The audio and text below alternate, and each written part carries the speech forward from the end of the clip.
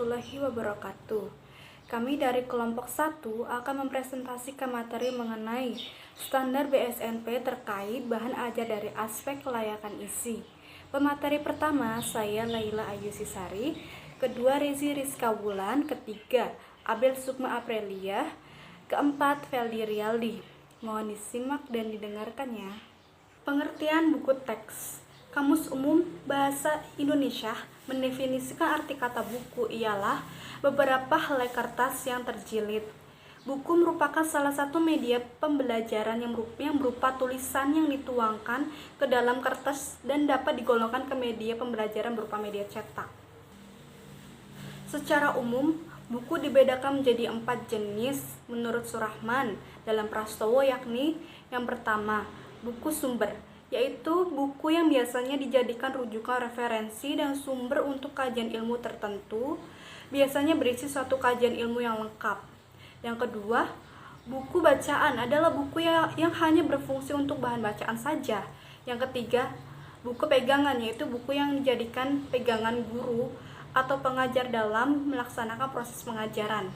Yang keempat, buku bahan ajar, yaitu buku yang disusun untuk proses pembelajaran dan berisi bahan-bahan atau materi pelajaran yang akan diajarkan.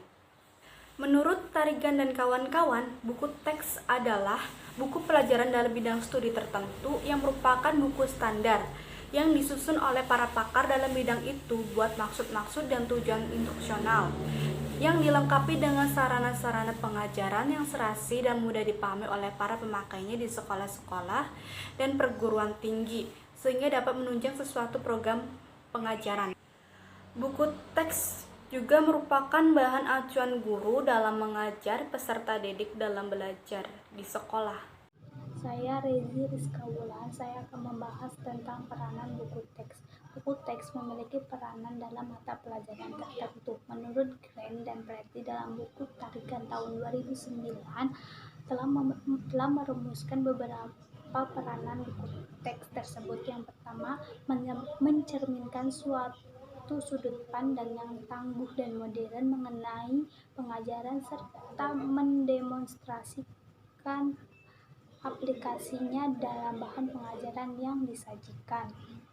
Yang kedua, menyajikan suatu sumber pokok masalah atau subject matter yang kaya, mudah dibaca dan bervariasi yang sesuai dengan minat dan kebutuhan para siswa atau pembaca.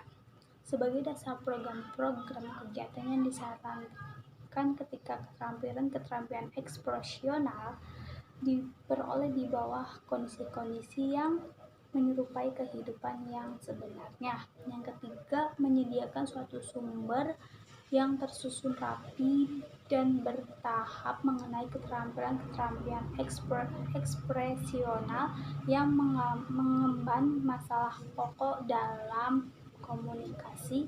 Yang keempat, menyajikan metode-metode dan sarana-sarana pengajaran untuk memotivasi para siswa. Yang kelima, menyajikan fiksasi atau perasaan yang mendalam, awal yang perlu dan juga sebagai penunjang bagi pelatih-pelatih dan tugas-tugas praktis. Yang terakhir atau yang keenam, menyajikan bahan atau sarana evaluasi dan remedial yang serasi dan tepat guna. Perkenalkan, nama saya Abel Sukma Aprilia. Saya akan menyampaikan materi mengenai buku teks atau bahan ajar yang sesuai dengan Standar Nasional Pendidikan. Peraturan Pemerintah Nomor 32 Tahun 2013 tentang Standar Nasional Pendidikan Pasal 1 Ayat 23 yang dikeluarkan oleh Kementerian Pendidikan dan Kebudayaan menyatakan bahwa buku ajar adalah buku acuan wajib untuk digunakan di sekolah yang memuat materi pembelajaran dalam rangka peningkatan ketakwaan dan keimanan, kepribadian dan budi pekerti, kemampuan penguasaan ilmu pengetahuan dan teknologi, kepekaan dan kemampuan estetis, potensi fisik dan kesehatan yang disusun berdasarkan Standar Nasional Pendidikan. Kemudian, Badan Standar Nasional Pendidikan juga mengemukakan beberapa faktor yang dapat kita jadikan bahan penilaian terhadap sebuah buku. Kelayakan isi dan kelayakan penyajian merupakan hal yang perlu diperhatikan dari buku teks yang akan dipilih, karena kedua hal tersebut menentukan bagaimana kualitas dan kesesuaiannya diterapkan pada peserta didik. Hal-hal yang perlu diperhatikan dalam pemilihan buku atau bahan ajar yang pertama yaitu dilihat dari aspek materi. Aspek materi ini meliputi kesesuaian materi dengan kompetensi inti dan kompetensi dasar. Kemudian yang kedua ada aspek penyajian yang meliputi teknik penyajian, penyajian pembelajaran, dan kelengkapan penyajian. Kemudian yang ketiga ada aspek kebahasaan. Aspek bahasa ini memuat kesesuaian dengan tingkat perkembangan peserta didik, komunikatif, ketepatan tata bahasa dan ejaan, kemudian kebakuan istilah, dan keutuhan makna. Yang keempat yaitu aspek grafika. Aspek grafika ini memuat bahan buku, ukuran atau format buku, kemudian desain sampul, desain isi, pencetakan, penyelesaian, dan juga penjilidan. Kemudian aspek tersebut atau keempat aspek tersebut menjadi dasar atau standarisasi mutu buku teks atau bahan ajar. Jadi dengan adanya standarisasi mutu buku pelajaran, diharapkan buku atau bahan ajar yang bermutu dapat segera terpenuhi. Selanjutnya pembahasan mengenai kelayakan isi bahan ajar yang akan disampaikan oleh Saudari Feldi. Terima kasih. Ya, saya di sini akan membahas poinnya terakhir yaitu tentang poin C tentang kelayakan isi. Kelayakan isi dalam menilai kriteria kualitas penulisan buku teks bahasa Indonesia meliputi beberapa komponen. Di sini tertera ada 8 komponen. Yang pertama tentang kesesuaian materi dengan standar kompetensi atau biasa disingkat dengan SK, dan kompetensi dasar yang biasa disingkat dengan KD. Buku teks pelajaran bahasa Indonesia yang baik harusnya berisi materi yang mendukung tercapainya SK standar kompetensi, dan juga harus didukung dengan KD kompetensi dasar dari mata pelajaran tersebut. Materi yang disajikan mencakup semua materi yang terkandung dalam standar kompetensi SK dan juga kompetensi dasar. Materi yang disajikan juga mencapai jabaran yang mendukung mencapai semua kompetensi dasar. Selanjutnya, materi yang disajikan mulai dari pengenalan konsep, definisi prosedur, penampilan output, contoh, kasus, latihan, sampai dengan interaksi antar konsep sesuai dengan tingkat pendidikan peserta didik dan sesuai dengan yang diamatkan oleh kompetensi dasar. Ya, lanjut ke poin yang kedua. Di sini ada kesesuaian materi dengan kurikulum.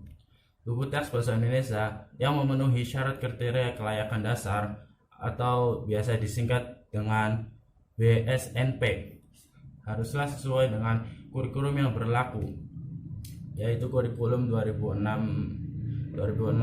Kurikulum merupakan suatu usaha untuk menyampaikan asas-asas dan ciri-ciri yang penting dari suatu rencana pendidikan dalam bentuk yang sedemikian rupa sehingga dapat dilaksanakan oleh guru.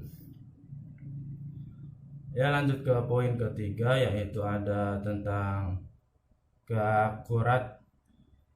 keakuratan materi. Keakuratan materi dalam kriteria kualitas PTBI menurut BSNP meliputi keakuratan wacana, diagram, gambar, contoh, konsep maupun teori. Lanjut ke poin keempat yaitu tentang kemutakhiran materi. Materi dalam PTBI haruslah bermutakhir, berarti meliputi kurikulum yang berlaku. Hal ini berarti materi ataupun contoh yang disajikan harus up to date, gambar, diagram, dan ilustrasi diutamakan yang aktual. Namun, jika dilengkapi penjelasan perbandingan suatu perangkat yang telah ada sebelumnya. Ya, lanjut ke poin kelima, yaitu tentang mendorong keingintahuan dari yang baik harus dapat menumbuhkan kegiatan keingintahuan serta kreativitas siswa sehingga merangsang, memantapkan, menantang dan mengiatkan aktivitas siswa. Lanjut ke poin ke-6, ada substansi keilmuan atau life skill.